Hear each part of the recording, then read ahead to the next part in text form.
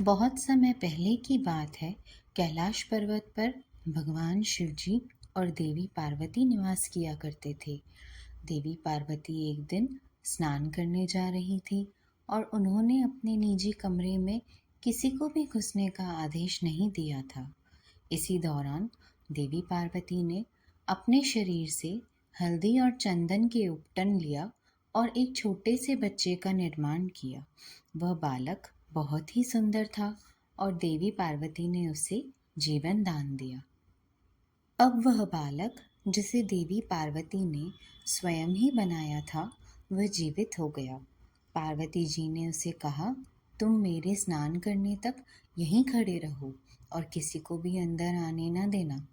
इसी समय भगवान कैलाश पर्वत पर लौटे और वे जैसे ही पार्वती के कमरे की ओर बढ़े, बालक गणेश ने उन्हें रोक लिया और कहा, माँ के आदेश के बिना आप अंदर नहीं जा सकते।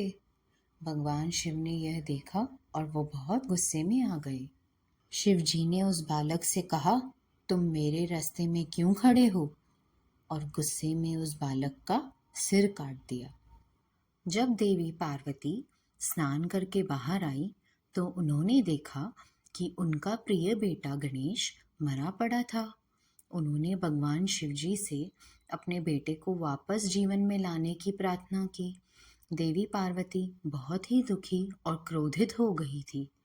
भगवान शिवजी ने जब देवी पार्वती को दुखी देखा तो उन्होंने तुरंत ही आदेश दिया कि सबसे पहले जो प्राणी सो रहा हो उसका सिर काटकर गणेश के शरीर से जोड़ दिया जाए।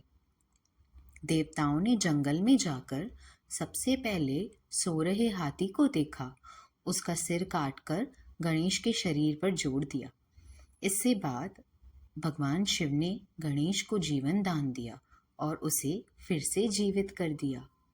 गणेश जी के जीवित होने पर देवी पार्वती अत्यंत ही खुश हुई और भगवान शिव जी ने गणेश जी को आशीर्वाद दिया।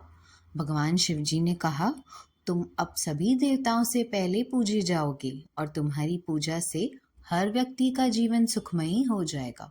तुम विघ्नहर्ता हो। आज से तुम सुख और समृद्धि का प्रतीक हो।